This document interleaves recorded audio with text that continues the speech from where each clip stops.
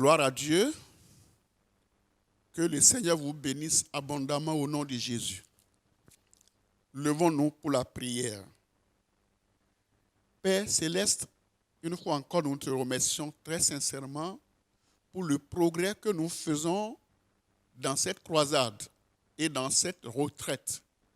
Merci beaucoup pour le thème Emmanuel et merci beaucoup pour les riches bénédictions que tu as déversées sur tes enfants depuis que nous avons commencé cette retraite.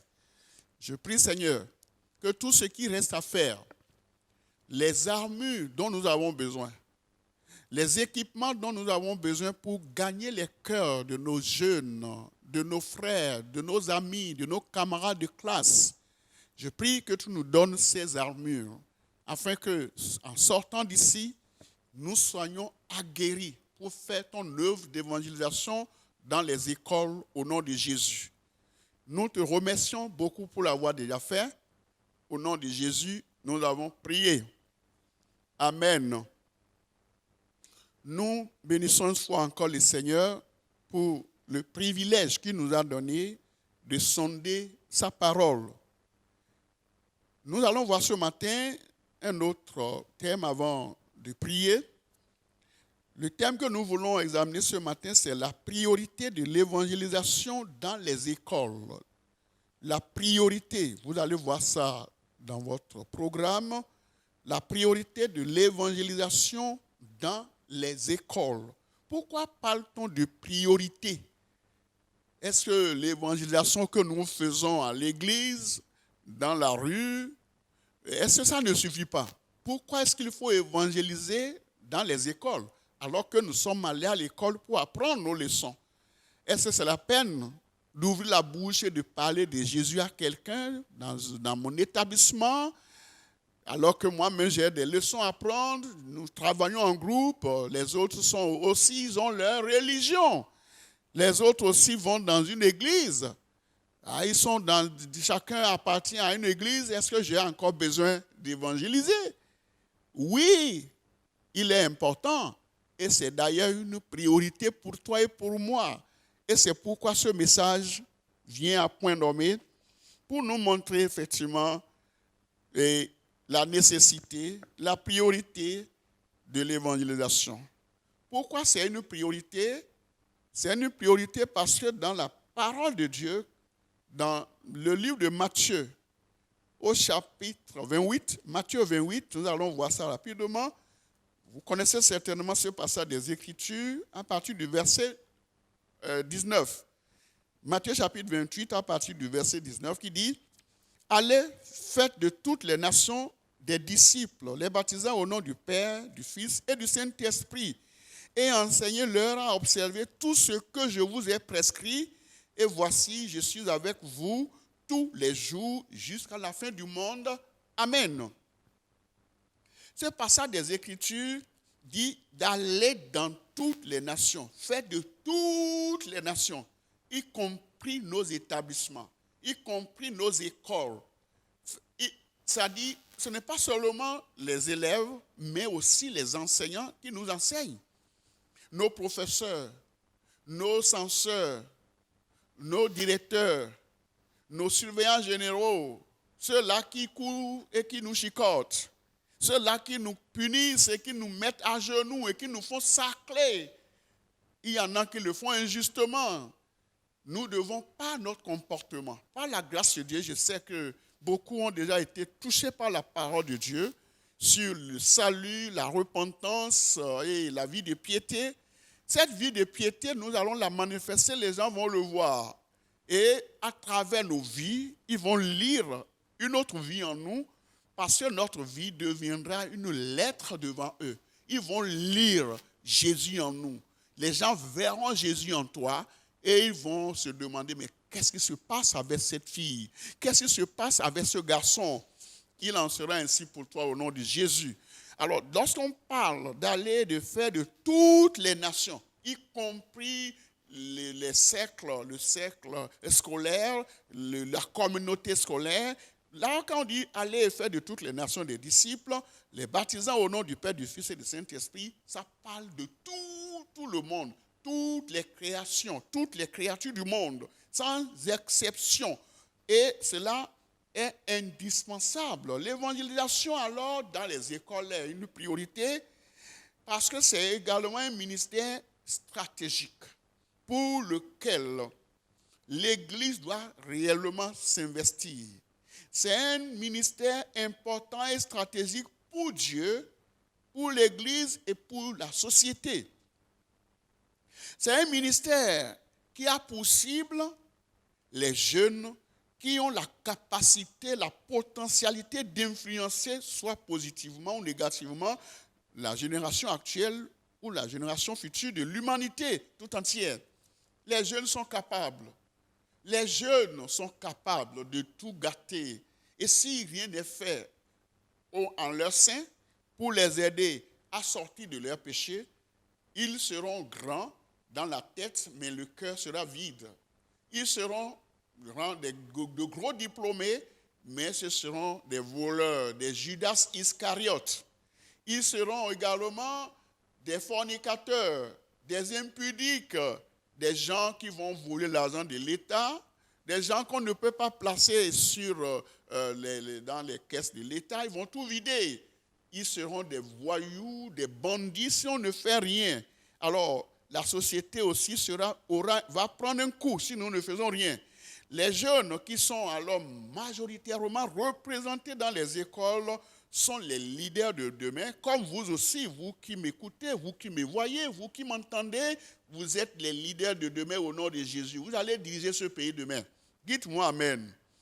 Ainsi donc, dans ces efforts d'évangélisation, quand nous faisons l'évangélisation, nous faisons la croisade, nous allons ça et là, nous ne devons pas oublier nos établissements, nous ne devons pas oublier nos écoles que nous fréquentons. Il y a certainement des gens ici qui sont à l'université, qui sont en train d'écouter ce message. Lorsque vous êtes dans votre amphi, là où vous écoutez, vous prenez note, vous ne devez pas laisser les autres vous influencer.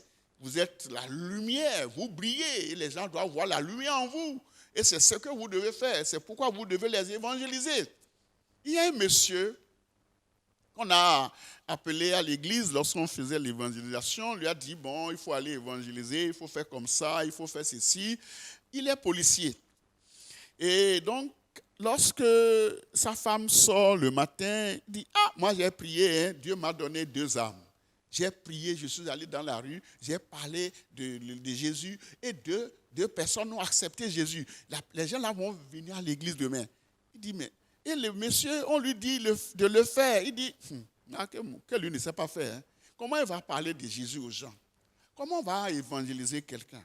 Il n'a pas la carrure, il ne sait pas comment le faire, mais il est né de nouveau par la grâce de Dieu. Si, vous savez, quand tu es né de nouveau, ton langage va te trahir. Tu ne peux pas faire quelque chose en disant que Dieu te bénisse. Moi, quand je parle aux gens et que je finisse de parler, tu dis, tu es chrétien? Je dis, ah oui, par la grâce de Dieu.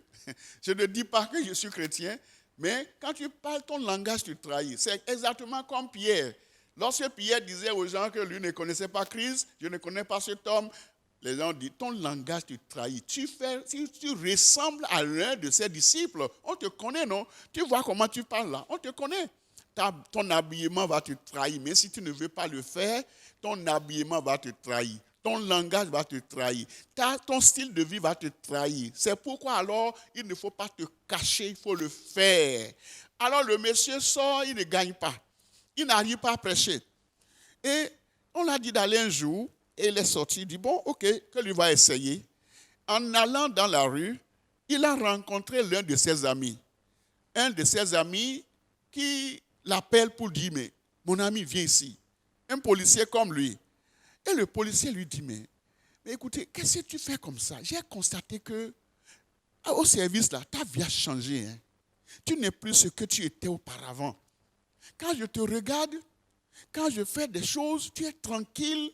Tu ne fais pas la corruption, tu ne prends pas l'argent. Quand on dit de faire des choses, tu refuses.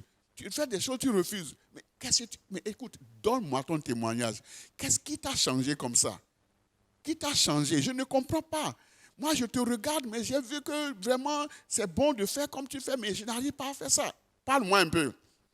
C'est un pécheur qui lui demande de parler avant de pouvoir parler. Et c'est alors qu'il a donné son témoignage de la nouvelle naissance, comment il est né de nouveau, il écoute la parole de Dieu, le message qu'il a écouté, comment là il faisait, il dit, mais vous me connaissiez, non, on vivait ensemble, mais à un moment donné, voilà, le Seigneur m'a pardonné, j'ai donné ma vie au Seigneur. Et le pécheur lui dit, mais tu connaissais tout ça là et tu ne nous as rien dit. Tu es un méchant. Tu savais que nous là, nous on était sur le chemin de l'enfer, et tu nous laisses continuer comme ça? Non, il fallait nous dire ça depuis pour qu'on puisse au moins changer notre vie. Moi maintenant, comme tu fais là, et comme tu as dit là, moi aussi je donne ma vie au Seigneur aujourd'hui. Gloire à Dieu. C'est le pécheur qui lui demande de lui parler de Jésus avant de savoir qu'il faut parler de Jésus. Comme pour vous dire que par la grâce de Dieu, vous qui êtes nés de nouveau, vous qui avez donné votre vie au Seigneur, vous croyez au Seigneur Jésus comme Seigneur et Sauveur, vous n'allez pas vous taire dans vos établissements, dans vos collèges, dans vos écoles, dans vos universités. Vous devez évangéliser. Et c'est ça que le Seigneur nous demande de le faire. Et pourquoi il faut le faire? Nous allons voir cela rapidement. La première partie, les raisons pour lesquelles il faut le faire, c'est que Dieu nous appelle à le faire. L'appel du Sauveur à évangéliser les écoles. Ça, c'est un appel. Dieu nous appelle à le faire. Nous sommes nés de nouveau. Nous devons le faire. Le deuxième point, c'est l'approche et la méthodologie de l'évangélisation dans les écoles. L'approche, comment il faut le faire? La méthodologie. Quand on vous donne un sujet à traiter, comment est-ce qu'il faut traiter? La méthodologie. Depuis le début, si c'est une dissertation, l'introduction, le corps du devoir, la thèse, l'antithèse, la synthèse et la conclusion. C'est ça qu'on appelle la méthodologie. La méthodologie, c'est la manière de faire la chose. Et c'est ça que nous allons voir dans la deuxième partie. La troisième partie, nous allons voir les références scripturaires du ministère des jeunes. Qu'est-ce que les jeunes sont exactement? Qu'est-ce que nous devons connaître des jeunes pour pouvoir les évangéliser? Nous allons voir rapidement la première partie. Le premier point ou la première partie qui parle de l'appel du Sauveur à évangéliser dans les écoles. Dieu nous appelle à le faire. Dieu nous appelle à aller partout. Dans le livre de Marc chapitre 16, c'est un appel que Dieu nous lance. Dieu nous donne le commandement.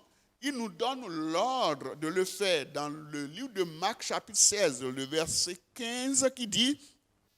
Puis il leur dit, allez, quand on dit allez, ça c'est un ordre, c'est impératif, allez par tout le monde et prêchez la bonne nouvelle à toute la création. Dans le monde, il y a le monde de la jeunesse, il y a les élèves, il y a les jeunes. Le monde, allez partout et prêchez la bonne nouvelle à toute la création dans le monde scolaire, le monde universitaire, le monde païen, le monde des femmes, le monde des politiciens, partout. On a tout ensemble et parmi dans le monde, il y a ce qu'on appelle le monde ou la communauté scolaire. Nous ne devons pas les négliger. Le Seigneur nous appelle à le faire. Pourquoi nous devons le faire?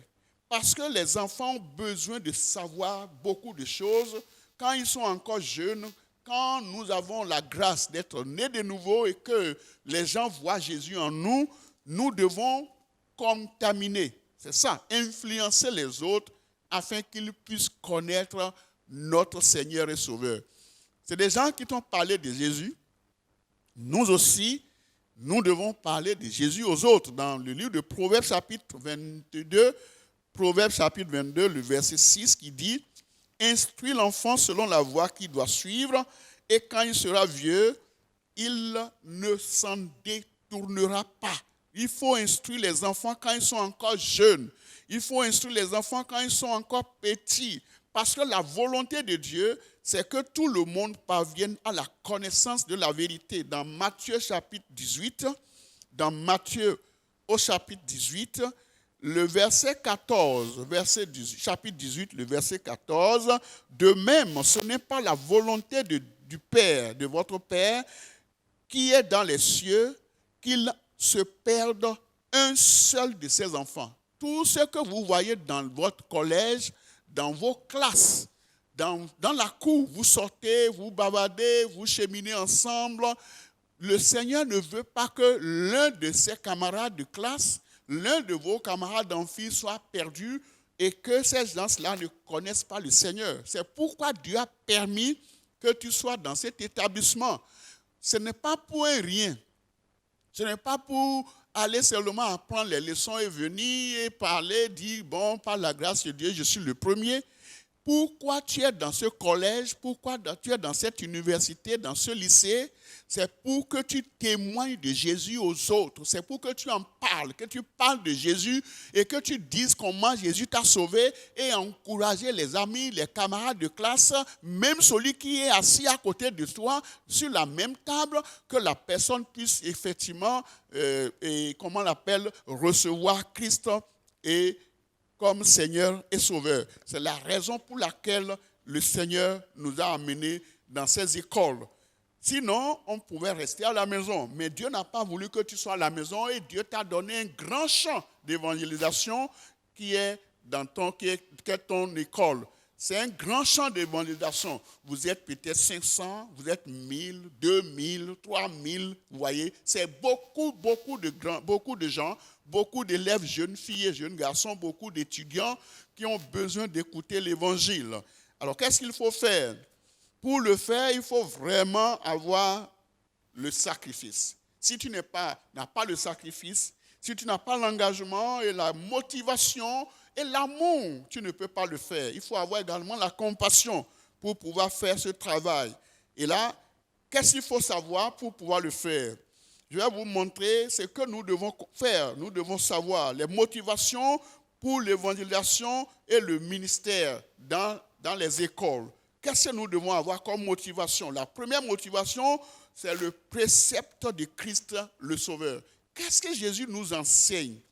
La grande commission, comme on l'a vu tout à l'heure, est exceptionnellement universelle. Aller par tout le monde, c'est universel.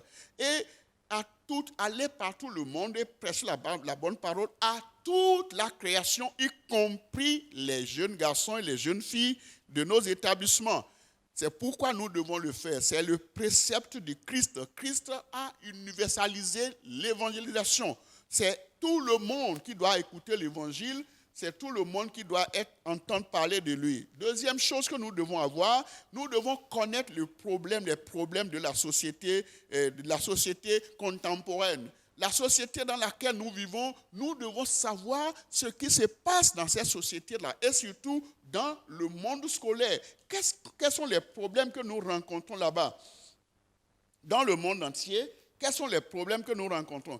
Faites un tour, vous allez voir, vous êtes dans les collèges, allez dans les collèges et dans les universités, les lycées, et qu'est-ce que vous allez voir?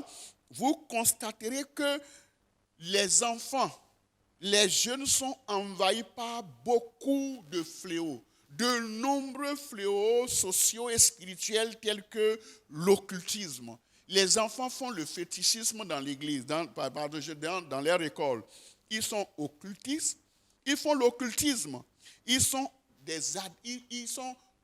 liés par la drogue, l'addiction de la drogue, la pornographie, les perversions morales.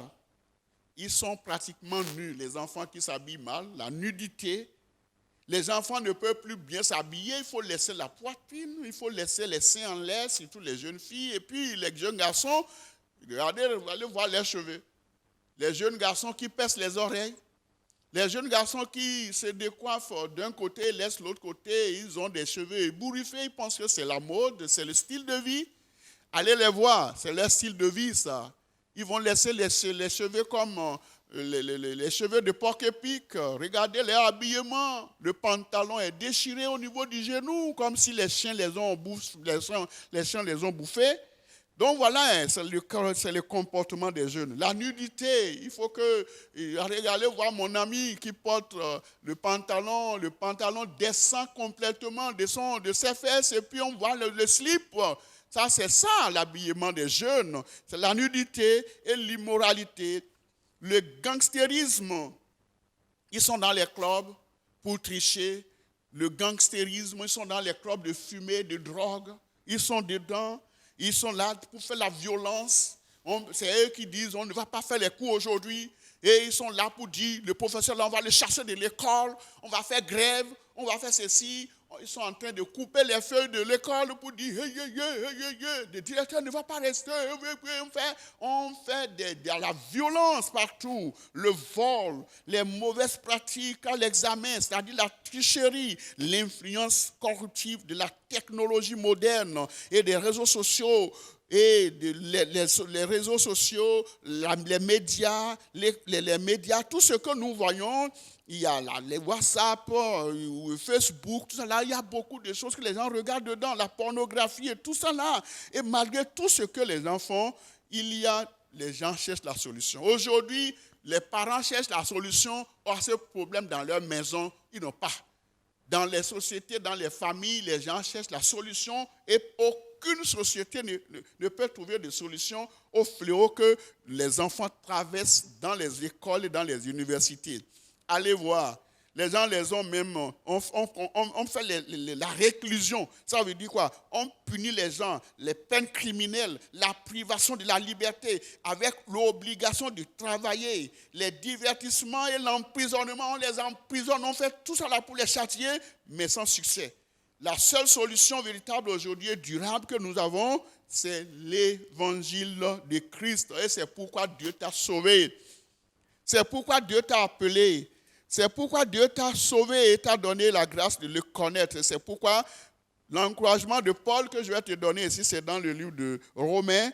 Dans Romains chapitre 1, Paul nous a dit quelque chose de très intéressant que nous, enfants, en tant qu'enfants de Dieu, nous devons garder. Romains chapitre 1, le verset 16 qui dit, Romains chapitre 1, verset 16, « Car je n'ai point honte de l'évangile. C'est une puissance de Dieu pour le salut de quiconque croit, du juif premièrement, puis du grec. » Le verset 17 qui dit, « Parce qu'en lui est révélée la justice de Dieu par la foi et pour la foi, selon qu'il est écrit, le juste vivra par la foi. » Nous avons besoin d'évangéliser. C'est pourquoi nous avons été sauvés d'abord. Et c'est ce que le livre de Psaume nous dit. Psaume 144 nous a montré que nous devons réellement faire quelque chose. Dans le Psaume 144, et le Seigneur nous a parlé à partir du verset 11. Psaume 144. Ouvrez vos Bibles, s'il vous plaît. Psaume 144 à partir du verset 11. Le Seigneur montre que nous sommes en retard et que nous devons nous lever pour faire quelque chose de pratique. Dans le livre de Psaume 144, le verset 11, il dit ceci: « Délivre-moi et sauve-moi de la main des fils de l'étranger, dont la bouche professe ou bien profère le mensonge, la fausseté. Délivre-moi de ceux qui profèrent le mensonge, la fausseté, dont la droiture est une droite mensongère. » Ils mentent, ils n'ont rien dans la tête. Le verset 12 qui dit, « Nos fils sont comme des plantes qui croissent dans leur jeunesse, nos filles comme les colombes sculptées qui font l'ornement du palais. » Nous avons vu comment les enfants sont importants. Les enfants sont indispensables et c'est pourquoi nous ne devons pas les laisser mourir dans le péché. Les parents n'ont pas la solution, mais nous, par la grâce de Dieu, nous sommes la solution. Et nous allons aider les parents qui n'ont pas la capacité d'éduquer les enfants. Dieu va nous utiliser pour les amener à connaître la voie de la vérité, à sortir de leur péché au nom de Jésus-Christ. La troisième chose que nous devons connaître, c'est leur population. La population des communautés dans les écoles.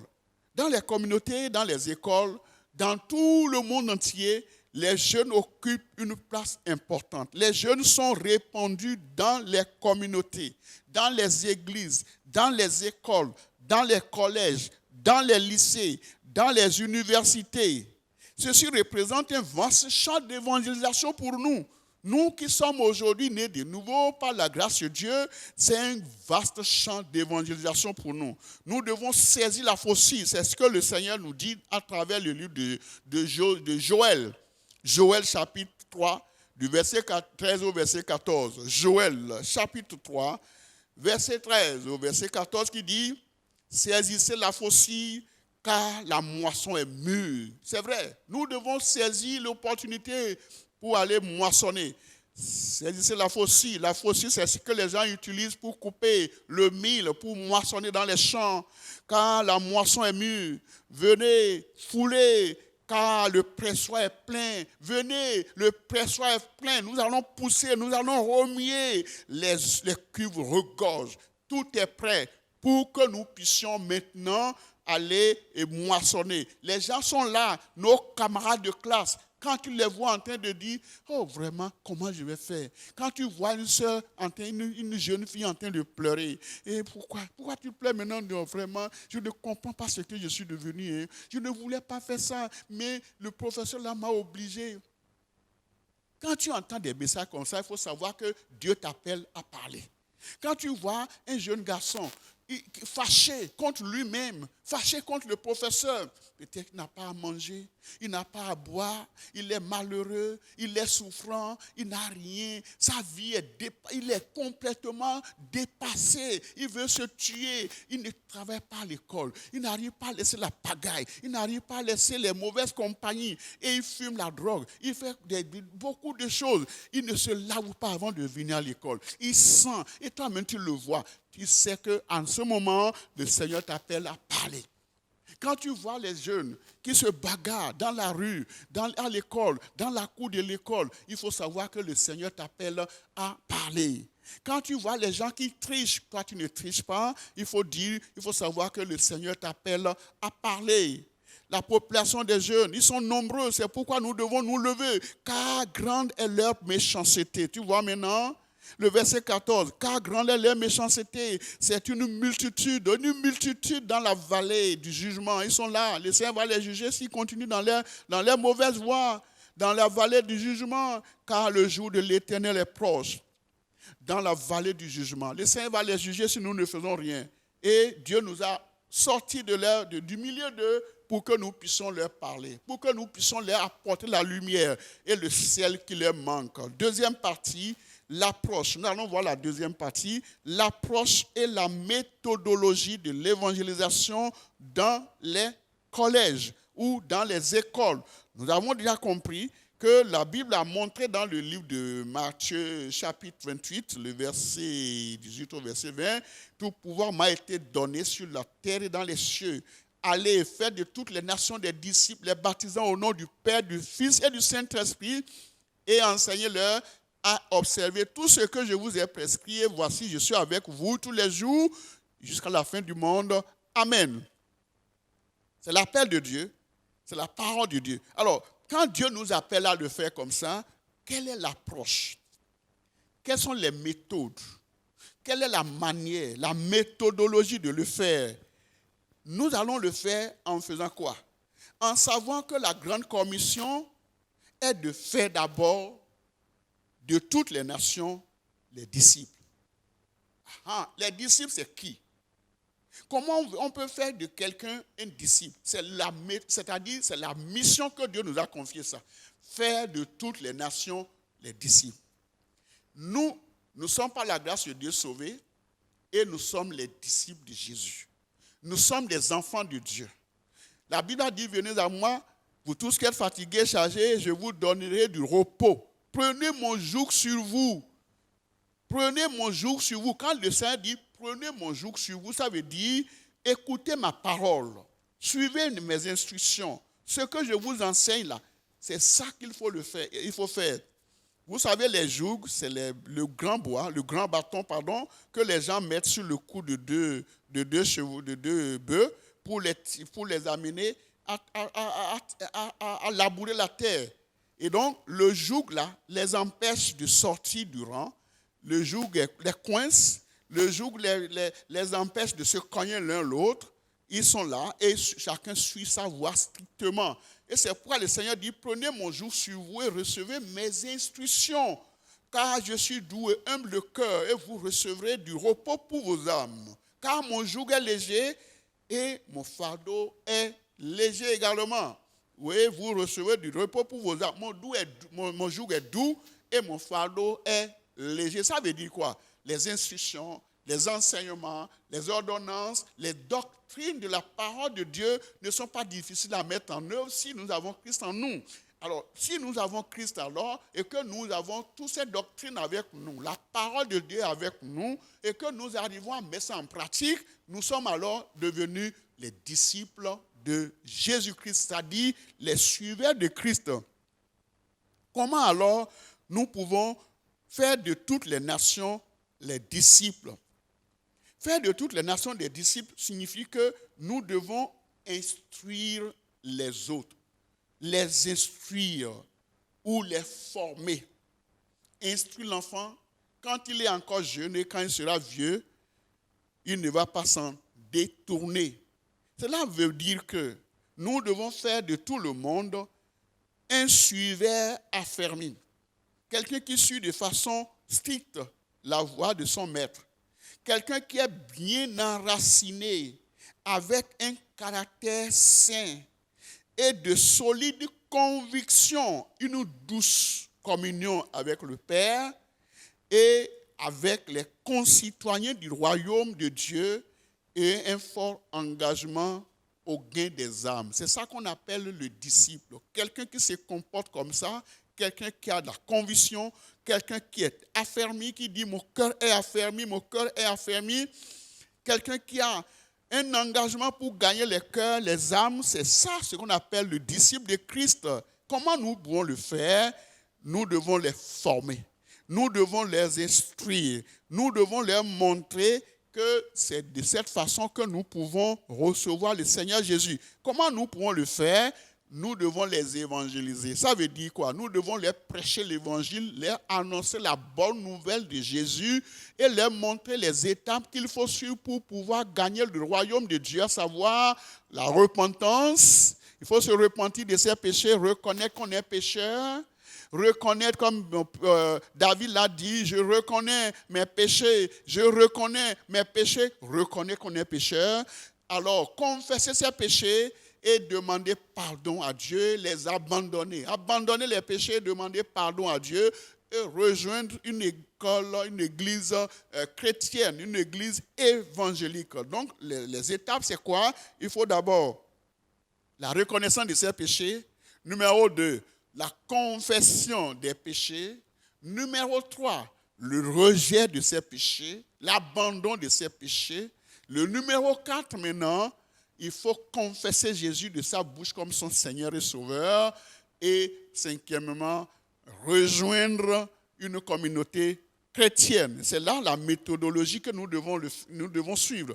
Alors la méthodologie ne consiste pas seulement à raconter les histoires bibliques, mais à former de façon approfondie ceux qui ont donné leur vie au Seigneur en les affermissant dans la foi.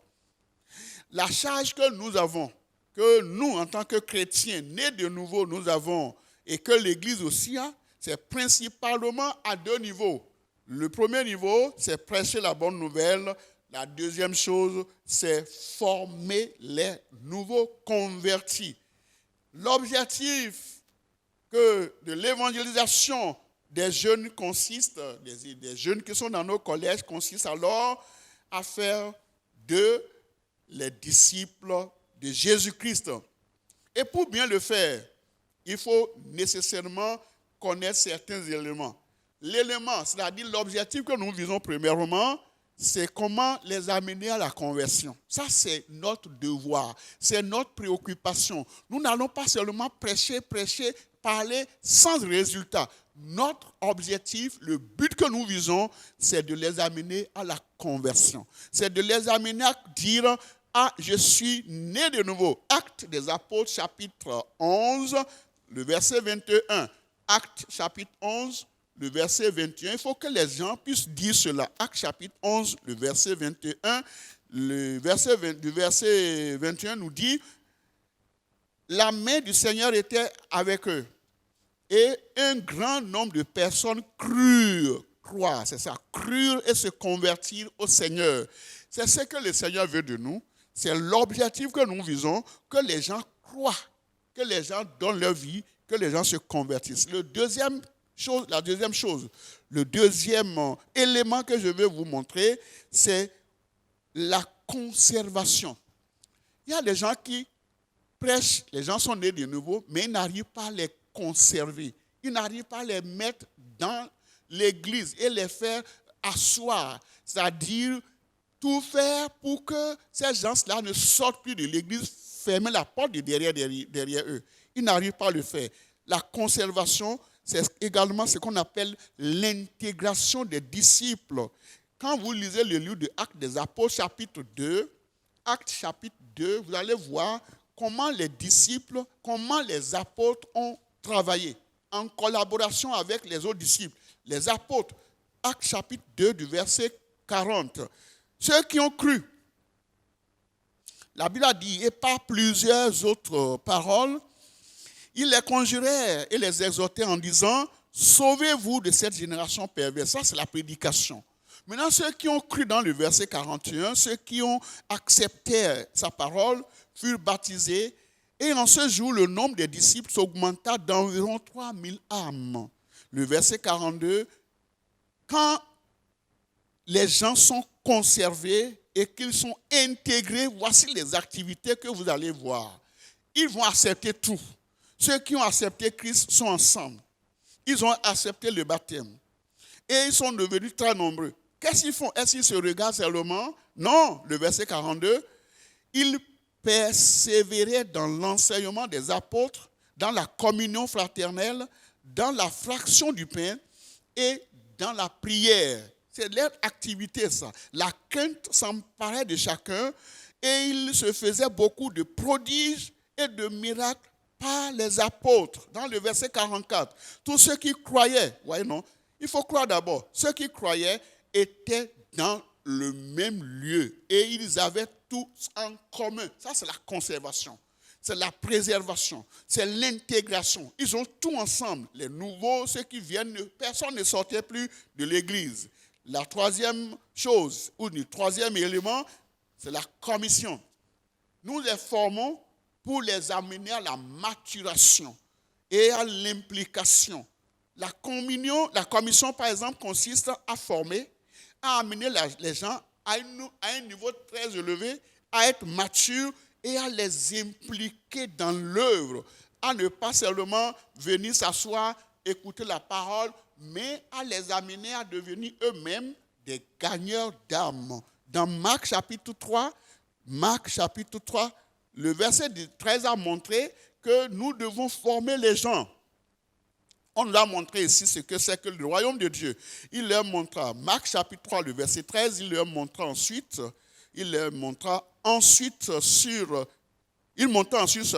sur la montagne, il appela ceux qu'il voulut et ils vinrent auprès de lui. Il les établit, il les a établis. Quand Jésus voulait envoyer les disciples, il leur a donné la tâche. Et non seulement qu'il les a appelés, maintenant il les a nommés pour qu'ils aillent le représenter là où lui-même ne pouvait pas aller. C'est ce que nous appelons la commission, le verset 14. Il en établit 12 pour les avoir avec lui. Vous voyez, non? C'est parce qu'il les a connus.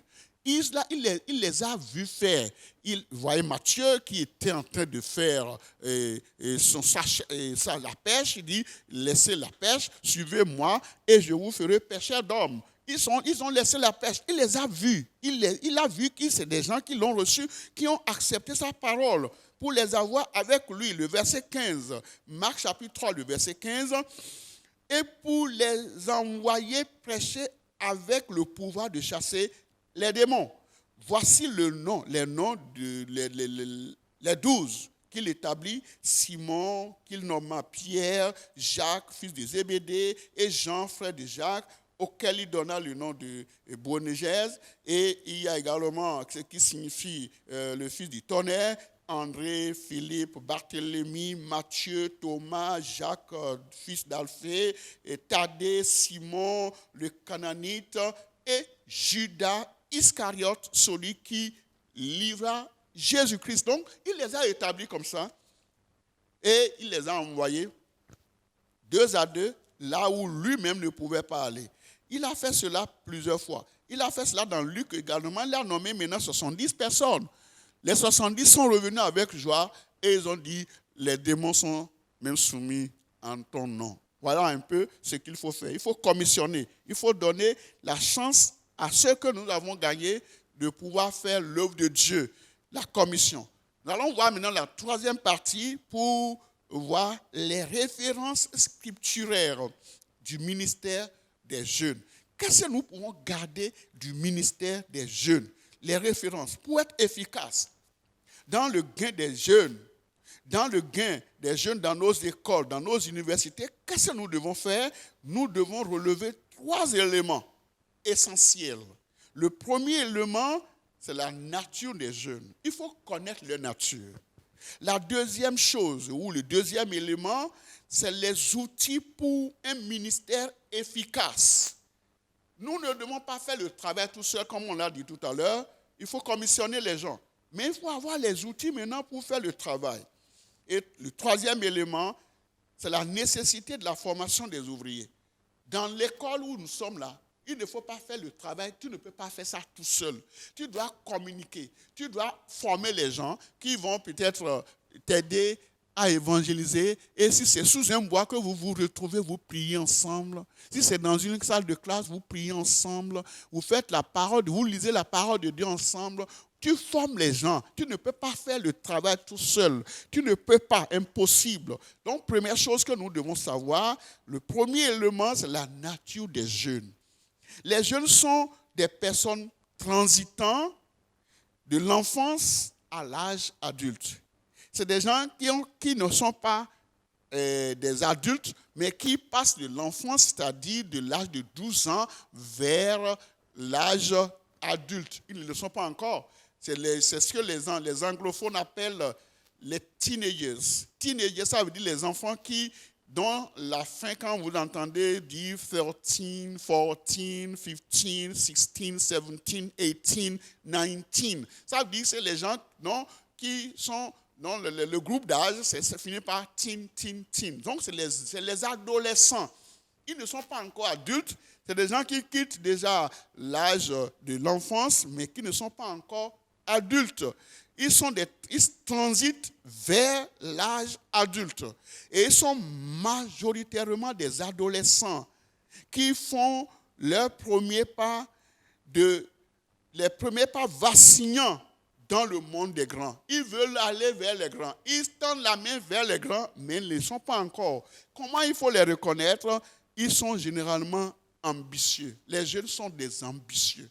Il faut pouvoir les connaître. Vous qui voulez gagner les jeunes dans vos écoles, sachez que vous êtes jeunes, mais comme le Seigneur vous a sauvés, sachez que les jeunes que vous voulez gagner sont des ambitieux, des aventuriers, des gens qui vont sortir de la maison, ils ne vont rien dire à leurs parents. Ils sont ambitieux, ils veulent avoir de grosses choses. Et c'est moi, je suis là, ambition, je dois devenir d'ici, je vais devenir comme ça. C'est des gens qui sont des jeunes prodigues. C'est des gens qui sortent, ils ne disent rien. Ils sont pleins d'énergie. Les jeunes courent beaucoup.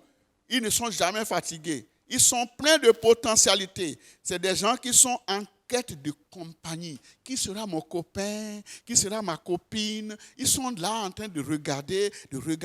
Ils veulent savoir qui sera son ami. Est-ce que c'est le premier de la classe qui sera son ami? Ou c'est le gros paresseux, le gros pagailleur de l'école qui sera son ami?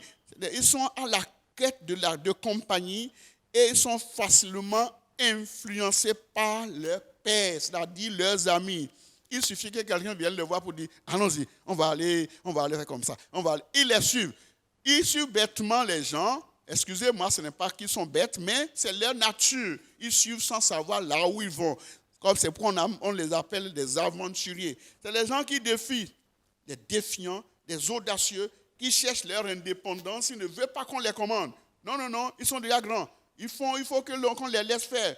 Donc c'est pourquoi nous devons aider ces jeunes-là à connaître Christ et à savoir là où ils vont. C'est ce que le Seigneur nous demande de faire. Et en le faisant, le Seigneur nous bénira ensemble au nom puissant de Jésus-Christ. Dites-moi Amen. Je dis dites-moi Amen. Ils sont pleins d'énergie, ils sont pleins de choses et nous devons les aider Par la grâce de Dieu, nous allons les aider au nom puissant de Jésus. Deuxième chose, les outils pour le ministère efficace des jeunes. De quoi avons-nous besoin pour évangéliser les jeunes? Nous avons besoin de la parole, naturellement. Nous avons besoin de la Bible. Nous avons besoin de prêcher l'évangile à tous les jeunes là. Nous avons besoin d'une salle, de quelque part où nous pouvons le faire. Nous avons besoin de l'argent. L'argent, c'est le nerf de la guerre. Nous avons besoin de micros, nous avons besoin de... Si nous avons l'autorisation, c'est possible. C'est vrai que, bon, on ne peut pas le faire maintenant, mais s'il y a des gens qui arrivent à trouver l'autorisation, ils peuvent le faire. Ils peuvent prendre l'autorisation chez leur directeur pour pouvoir le faire. Alors, nous devons le faire. Et par la grâce de Dieu, nous allons le faire. Vous savez, les jeunes, ils sont vraiment facilement excités, comme je le disais. Ils sont instables. Tu le dis aujourd'hui, fais comme ça, il va le faire. Si tu lui dis aujourd'hui, fais, ne fais pas, il va. Ça dit, c'est des gens qui sont comme ça. Ils sont tout souvent des gens qui sont enclins à la culpabilité. Il faut les connaître pour pouvoir les gérer. Vous voyez un peu, c'est les gens qui adorent les héros. Maradona et Ronaldo, ou bien comment vous les appelez, c'est des gens qui aiment dire, ils vont même porter derrière eux, ils vont aller chercher comment on appelle le t-shirt ou bien le maillot de Messi, ils vont dire, ça s'appelle Messi. Et ils vont parler comme Messi. Qu'est-ce qui fait que les gens font aujourd'hui? Ils font tatouage, ils font tout, c'est parce qu'ils voient les joueurs, les grands joueurs là, eux-mêmes ils font tatouage. Ils laissent la barbe. Les jeunes garçons de 15 ans laissent la barbe parce qu'ils voient que les joueurs à la télévision laissent la barbe. Ils veulent copier tout le monde. C'est des gens qui sont souvent pleins d'ego aussi. Ah, moi, je peux, moi, je peux, moi, je peux. Donc, il faut avoir des outils nécessaires pour pouvoir quadriller ces gens-là. Et les outils nécessaires, nous avons besoin des programmes. On peut organiser des programmes importants dans l'école. On peut prêcher la parole de Dieu. On peut aussi faire également la campagne d'évangélisation les jours où on ne fait rien. On peut le faire. Mais on peut aussi inviter des pasteurs à venir nous aider dans les écoles. Aidez-nous, pasteurs, venez nous parler de Jésus, venez nous prêcher l'évangile pour que les gens là soient sauvés. Il ne faut pas avoir honte de le faire, il faut le faire pour que les jeunes soient sauvés. Le Seigneur va t'aider au nom de Jésus. La troisième chose ou le troisième élément nécessaire dont nous avons besoin, c'est la nécessité de formation des jeunes. Les jeunes ont besoin d'être formés. Tout comme nous prenons les cours de l'anglais, du français, de mathématiques, de PCT, SVT, les jeunes également ont besoin que lorsqu'ils acceptent Christ, qu'ils soient formés. Et la formation est indispensable. La Bible nous demande de former des gens qui vont nous aider dans les collèges. La formation fait quoi? Elle facilite la compétence et l'efficacité. Quand tu formes quelqu'un, tu es en train de l'instruire, tu es en train de lui ouvrir les yeux pour qu'il devienne le disciple de Jésus. La formation, c'est l'art d'enseigner, d'instruire et d'impartir la connaissance et les habiletés nécessaires pour une tâche définie. Quand tu formes quelqu'un, tu es en train de lui transmettre la connaissance. Tu es en train de lui transmettre des habiletés pour pouvoir accomplir une tâche. Et comment nous allons pouvoir le faire? Premièrement, il faut avoir quelqu'un qui s'est bien formé. Le profil du formateur, c'est qu'il doit avoir un leader, il doit être un leader qui voit loin. Il ne va pas seulement dire, bon, toi tu restes là. Hein. Même ceux que tu vois qui ne sont pas encore sérieux dans la congrégation que tu es en train de former, ou bien des gens qui sont avec toi, il ne faut pas les négliger. Il faut toujours avoir une concentration sur eux pour qu'ils deviennent totalement sauvés. Il ne faut pas les regarder comme les Sauls qui persécutent l'Église, qui font ceci ou cela. Quand tu les vois avec l'œil de Saul, tu ne vas pas prier pour eux pour qu'ils deviennent des Paul l'apôtre. Nous devons avoir l'œil de leader, l'œil de quelqu'un qui veut la transformation des gens et Deuxième chose, nous devons avoir, et dans la formation, nous devons avoir les personnes, des gens qu'il faut former. Ceux qu'il faut former, il faut les former rapidement. Quand ils sont nés de nouveau, n'attends pas pour dire, bon, ils sont là, et on va voir après. Non, il y a des gens qui chantent bien là-bas parmi eux. Il y a des gens qui sont très bien dans l'évangélisation. Il y a des gens qui jouent l'orgue. Donc, il faut essayer de les distinguer, de les faire sortir en même temps. Les pasteurs également sont priés de nous aider dans cette tâche-là. Parce que l'école est une grande moisson. C'est un vaste champ d'évangélisation et nous ne devons pas seulement rester dans les 4 murs de l'église pour prier, seulement prêcher, mais nous devons sortir, nous devons aider les jeunes, aller avec eux dans les États, dans les collèges, prendre les permissions pour aller organiser les campagnes d'évangélisation dans les écoles. Ça, c'est important. Et aider aussi les jeunes dans la formation et à atteindre les objectifs. Notre priorité doit être d'impartir la vision et éliminer, équiper les jeunes afin de produire la main-d'œuvre. Vous savez, dans les écoles, il y a beaucoup de jeunes qui sont des talentueux. Nous devons les aider afin que nous puissions puiser de la main-d'œuvre de ces gens-là, de ces jeunes garçons, de ces jeunes filles, pour un ministère efficace. Même dans nos églises, nous pouvons les utiliser. Il faut avoir le processus de formation. La formation doit être à court terme. On n'attend pas. Quand ils naissent de nouveau, il faut les inviter au baptême. Quand ils finissent le baptême, formation. Enseignez-leur à observer tout ce que je vous ai prescrit. Voici, je suis avec vous tous les jours jusqu'à la fin du monde. Le programme de formation. Qu'est-ce que nous mettons dans le programme de formation?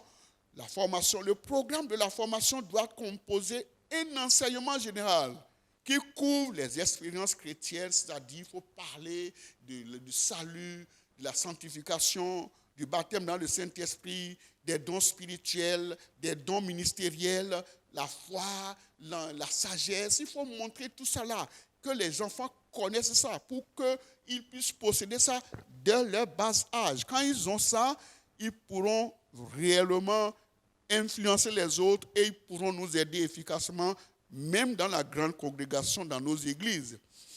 La priorité est très importante. Il faut prioriser cela. La priorité de la formation. L'accent doit être donné, doit être mis beaucoup sur le caractère, la disponibilité et la contribution qualitative. Il faut voir ceux qui sont capables de le faire. Des gens qui sont réellement mûrs et qui sont disponibles à le faire, des gens qui veulent réellement travailler pour le Seigneur, ils ont besoin de la formation. Il y a des gens qui sont très zélés. Quand vous dites ça y est, ils sont là. On va prier, ils sont là. Quand on veut faire ceci, ils sont là. Il ne faut pas les négliger. Il faut savoir que ces gens-là ont besoin d'une formation rapide, une formation efficace. Et quand nous le faisons, il faut aussi trouver des provisions. Les provisions, ça veut dire ce qu'il faut leur donner, les outils de formation. Il faut leur donner la Bible, il faut leur donner des traités, il faut leur donner les moyens pour faire les déplacements, pour aller d'un lieu à l'autre. Les outils sont nécessaires pour l'efficacité. Nous devons les mettre à leur disposition. Nous ne devons rien cacher. Nous devons tout leur donner pour que ces jeunes-là puissent réellement nous aider dans nos églises. Donc, le ministère au niveau des écoles, c'est un ministère qui concerne tout le monde, qui concerne les pasteurs, qui concerne les évangélistes, qui concerne nous, les leaders. Nous devons les aider, nous devons aider les jeunes à installer des cellules un peu partout dans les collèges pour pouvoir amasser, pour continuer à amasser les âmes qui deviendront nécessairement et facilement et finalement à court et à long terme les membres de notre grande congrégation dans l'Église. En le faisant, le Seigneur nous aidera et les jeunes seront massivement sauvés au nom de Jésus. Que le Seigneur vous bénisse. Nous allons nous lever pour la prière. Levons-nous tous et nous allons prier le Seigneur. Prions le Seigneur et demandons à Dieu de nous bénir, de nous aider, de nous fortifier à faire ce travail très indispensable et efficace. Si nous voulons que l'Église grandisse et l'Église croisse, nous devons évangéliser. Si nous voulons que les âmes soient sauvées, Vous voyez, la grande communauté scolaire ne doit pas être négligée. Nous devons prioriser cela, la priorité de l'évangélisation dans les écoles, parce que aller partout dans le monde et prêcher la bonne nouvelle à toute la création, y compris les jeunes élèves et étudiants qui sont dans nos universités, dans nos collèges. Prions que le Seigneur nous aide.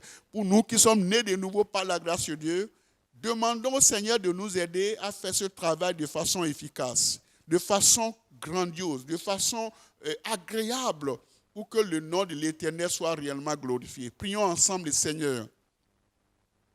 Ouvre la bouche et parle au Seigneur. Dis au Seigneur de t'aider.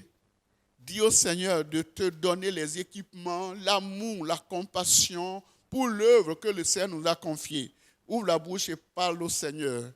Dis à Dieu de te bénir, de te fortifier, de t'accorder les outils nécessaires pour son œuvre, afin que l'œuvre que Dieu nous a confiée prospère dans nos mains et que le nom de l'Éternel soit glorifié. Ouvre la bouche et parle au Seigneur. Seigneur, aide-moi.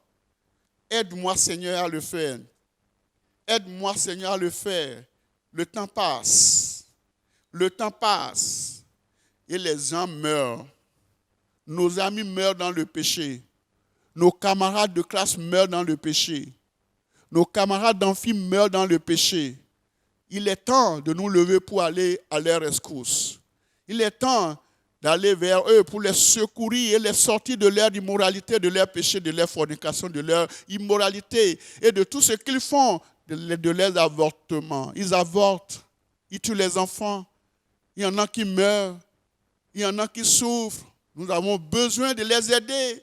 Oh Seigneur, aide-moi à le faire, à le faire, à le faire. Mon ami de classe avec qui je mange, celui qui est assis à côté de moi sur la même table, est-ce que je lui parle de Jésus? Mon professeur qui me dit, viens, viens, on va faire, si on fait ceci, qui veut me conduire dans l'immoralité, est-ce que je le fais? Est-ce que je lui parle de Jésus? Oh Seigneur, aide-moi. Il faut faire comme Joseph. Joseph a refusé. Seigneur, je ne vais pas refuser de travailler, mais je vais refuser de commettre le péché. Seigneur, donne-moi la grâce de le faire. Au nom de Jésus, nous avons prié. Père, nous te disons merci pour la révélation de ta parole. Merci beaucoup pour toutes les bonnes choses que tu nous as montrées, le devoir que tu nous as confié, la nécessité d'aller dans les écoles, la priorité d'aller dans les écoles pour évangéliser, pour sortir les jeunes de leurs péchés. Je prie que tu nous donnes la grâce d'appliquer cela à la lettre afin que le monde scolaire, la communauté scolaire, qui sont majoritairement grands, soient touchés par l'évangile du Christ et qu'ils soient sauvés au nom de Jésus. Nous prions, Seigneur, que tu nous donnes la grâce de le faire, l'équipement qu'il faut, les ressources nécessaires pour le faire, afin que nous devenions des gagneurs d'âmes efficaces au nom de Jésus. Nous te remercions beaucoup pour la réponse. Au nom de Jésus, nous avons prié. Amen. Que Dieu vous bénisse.